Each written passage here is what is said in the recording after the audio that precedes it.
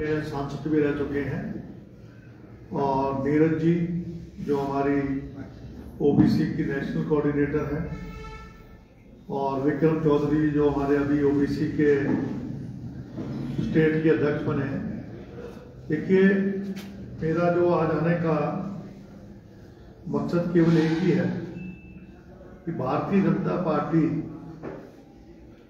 आज देश के अंदर माहौल खराब कर रही है, क्योंकि बेरोजगारी है, भ्रष्टाचार है, महंगाई है,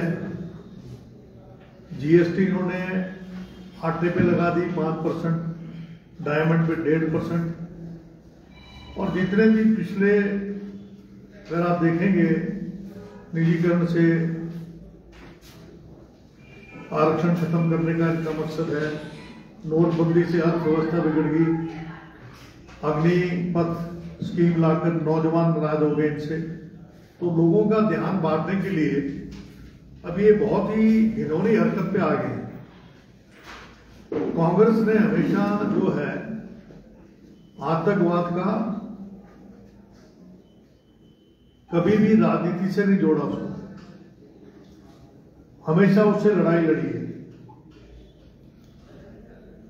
राजीव जी ने देश के लिए आतंकवाद से लड़ते हुए शहादत दी, और राहुल गांधी जी तो बहुत छोटे थे उस टाइम, उन्होंने अपने आंखों के सामने अपने पिता जिनके बम ब्लास्ट की वजह से कई शरीर के टुकड़े हो गए थे, ऐसा उन्होंने समय देखा है। इंदिरा जी ने जो है आतंकवाद से लड़ते हुए उनको गोलियों से छलनी कर दिया था। सोनिया जी ने खुद अपनी गोदी में इंदिरा जी को मौत के मुंह में जाते देखा है। तो कांग्रेस कभी भी आतंकवाद को बढ़ावा आतंकवाद कभी दिया है। अब भाजपा जो है लोगों का ध्यान बांटने के लिए, अभी आपने देखा होगा भाजपा के जो तार हैं वो आतंकवाद से जुड़ रहे हैं, बहुत सारी घटनाएं हुई हैं। बात करते हैं राष्ट्रवाद की, अभी अमृत उत्सव बनाने की बात कर रहे हैं, लेकिन समाज में जहर घोल रहे हैं, भाईचारा बिगाड़ रहे हैं। हिंदू मुसलमान, चीन पाकिस्तान, चीन हमारी सरहद में आगे बैठ गया है और अग्निपथ योजना ले गया आगे। उसके बारे में तो मैंने पिछली बार आपके बीच में आए होंगे, सारी बातें आपको बताई हैं। अभी आपने देखा होगा उदयपुर के अंदर कन्हैयालाल जी का सिर कलम कर दिया, और ये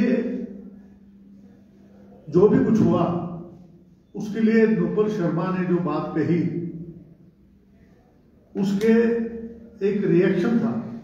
लेकिन हम कहते हैं कि ऐसी दर्दनाक घटना, इसकी हम कड़ी निंदा करते हैं, और राहुल जी ने निंदा करी कि इस प्रकार की हरकतें नहीं होनी चाहिए।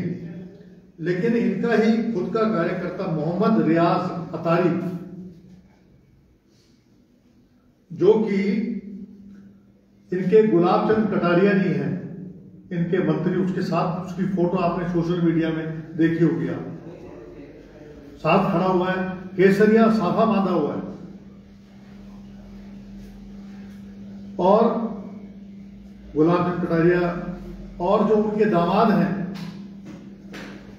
पूर्व पार्षद अतुल चंडेलिया की फैक्ट्री में वो काम करता था।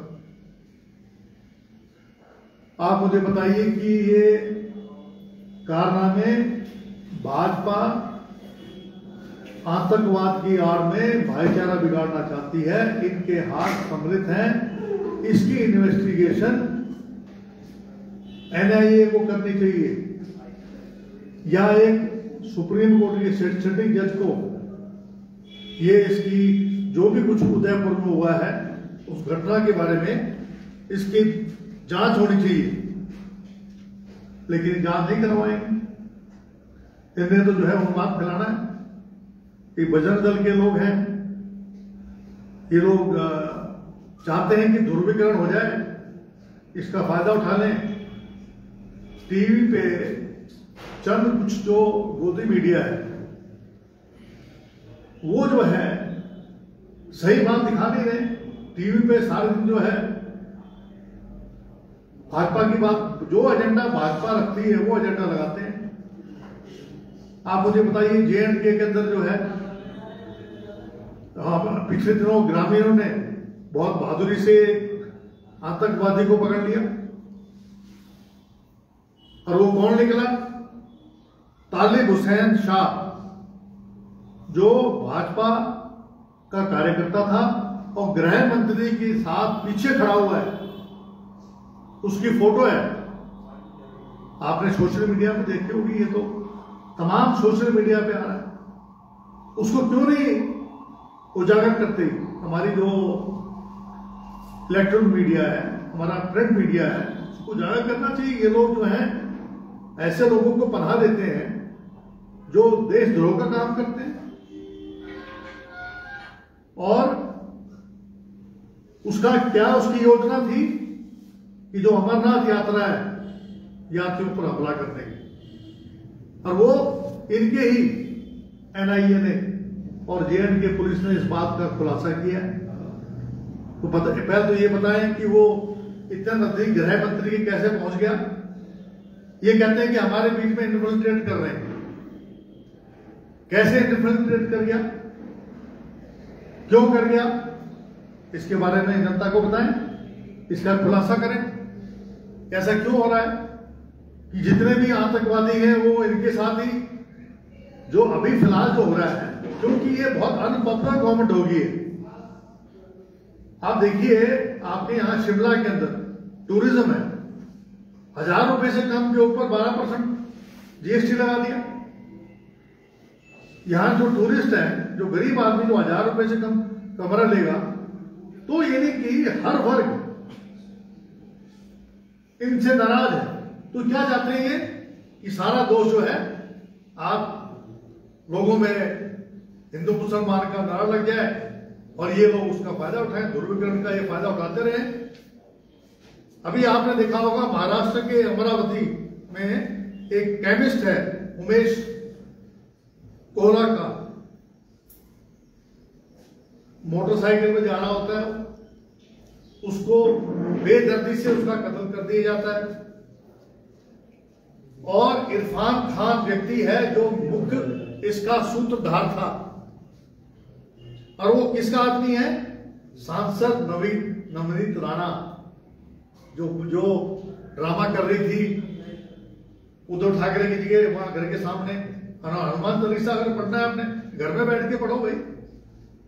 हनुमान चालीसा मैं भी डेली पढ़ता हूं, मैं कट्टर हिंदू हूं, मैं हनुमान चालीसा पढ़ता हूं, मैं शिव चालीसा सुबह पढ़ता हूं, मैं भगवान का नाम लेता हूं। इसका मतलब ये थोड़ी ना आप किसी के घर के जाके और उसका जो पति है रवि राणा, उससे उसके संबंध है, क्यों नहीं इन लोगों से पूछताछ करती? भारतीय जनता पार्टी के गृह मंत्री सांसद नवनीत राणा और उसके पति रवि राणा से पूछताछ क्यों नहीं कर रही है? उसका कार्यकर्ता था, प्रचार करता था, उन्होंने खुद माना है कि हमारा कार्यकर्ता था, टेलीविजन पे उसने बोला है। तो तार कहां जुड़ रहे हैं? इनके संबंध कौन सी पार्टी के साथ हैं? आज वो किसके साथ जुड़े हुए हैं? इन बात को अगर आज आप लोग उजागर नहीं करेंगे तो देश के लिए एक खतरा पैदा कर रहे हैं। अभी JNK के अंदर आतंकवादियों को हथियार मुहैया कराए गए और उसमें पूर्व भाजपा नेता एवं सरपंच तारिक अहमद मीर को गिरफ्तार किया गया।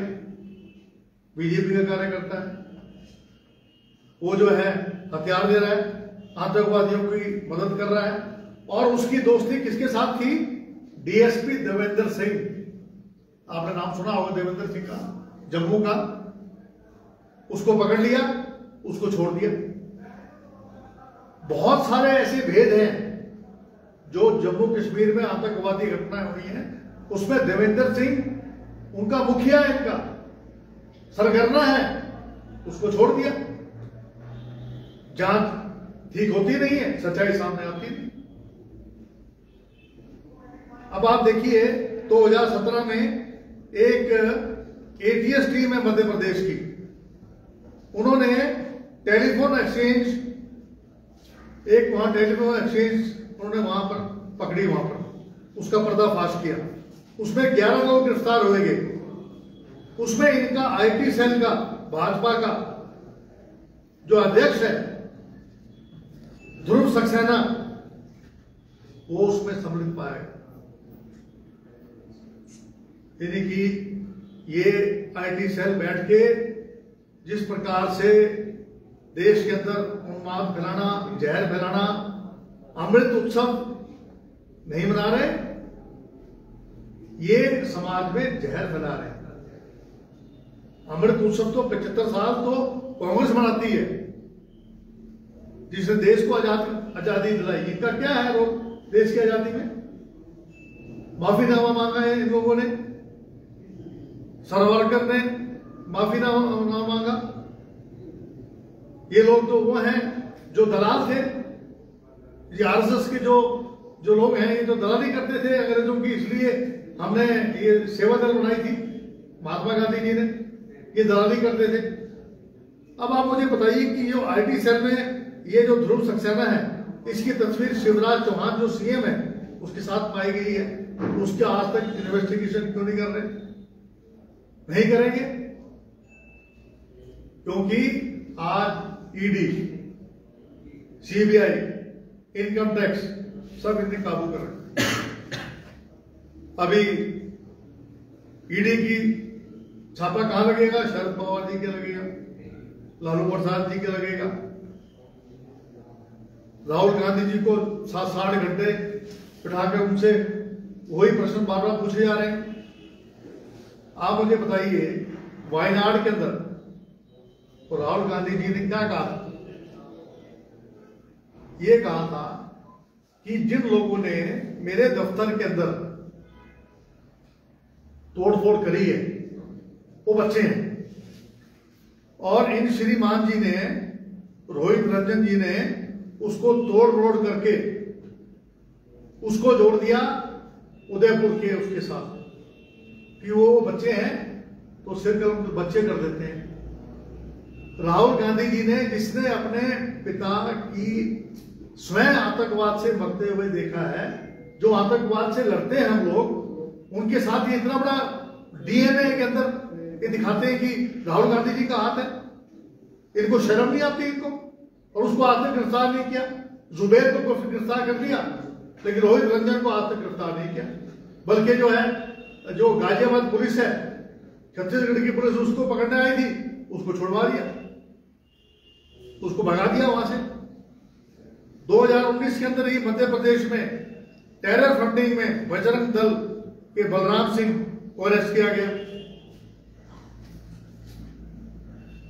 और 2017 में ही असम के में नेशनल इन्वेस्टिगेशन एजेंसी ने, विशेष अदालत ने निरंजन हरजोई, जो आतंकवादियों को मदद करता था, उनकी फंडिंग करता था, उसको गिरफ्तार किया। और वो कौन था? भाजपा का नेता था, भाजपा का नेता था निरंजन हरजोई। और मुझे बता दीजिए, 200 किलो आरडीएक्स जिसमें हमारे जवान शहीद हुए थे, उसकी जांच आज तक उजागर सरकार ने क्यों नहीं करी? इसका जवाब जिसके बलबूते के ऊपर पुलवामा अटैक जब हुआ, उसके उन शहीदों के नाम पर राजनीति करते हैं लोग, और आज तक उसका पर्दाफाश नहीं किया। मसूद अजहर कौन था? वही था ना जिसको इन्होंने छोड़ने गए थे, हवाई जहाज में बैठाया उसको। उसने फिर क्या किया? उसने जो है कई वारदातों का अंजाम दिया उसके अंदर। तो मैं ये कहना चाहूंगा, जिंदगी में कभी भी जिंदगी कभी भी ले सकती है करवट, जिंदगी कभी भी ले सकती है करवट, तू गुमान ना कर।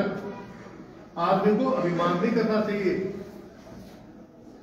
बुलंदियां छू हजार, मगर आप बुलंदियां चाहे हजार छुएं, उसके लिए कोई गुनाह ना कर। अरे गुनाह कर रहे हो तुम लोग, तुम देश के साथ देशद्रोह कर रहे हो, तुम देश के अंदर आतंकवाद फैला रहे हो। आज चीन हमारी सरहद में आके बैठ गया है, अब तुम गुनाह पे गुनाह करे जा रहे हो। एक गुनाह नहीं, कितने गुनाह मैंने गिनाए हैं। तो आज हमारा मकसद केवल यही था, आप लोगों को बताने के लिए कि आप लोग देखिए, लोकतंत्र का चौथा स्तंभ हो और पत्रकारों के ऊपर भी अत्याचार हो रहे हैं। मुझे मालूम है आप लोगों की गलती नहीं है, क्योंकि जो आपके मालिक हैं उनके ऊपर दबाव है, ईडी का, सीबीआई का, इनकम टैक्स का। लेकिन अगर अपना कार्य, अपनी जो जिस कर्म का आपको कर्म दी है, जो आपको ये कार्य दिया है, इसको आप अगर ठीक ढंग से करेंगे तो देश का लोकतंत्र बहाल होगा। वरना आज लोकतंत्र खतरे में, आज भाईचारा खतरे में, आज हिंदू धर्म को बचाने के लिए नहीं, अपनी सत्ता को बचाने के लिए सारे कार्य कर रहे हैं। मैंने ये कहना था। बाकी आप सब लोग जानते ही हैं, टीका पता कर दिया उन्हें। ये मैंने आज बात कर, किसी ने कोई प्रश्न पूछना हो तो आप पूछ सकते हैं।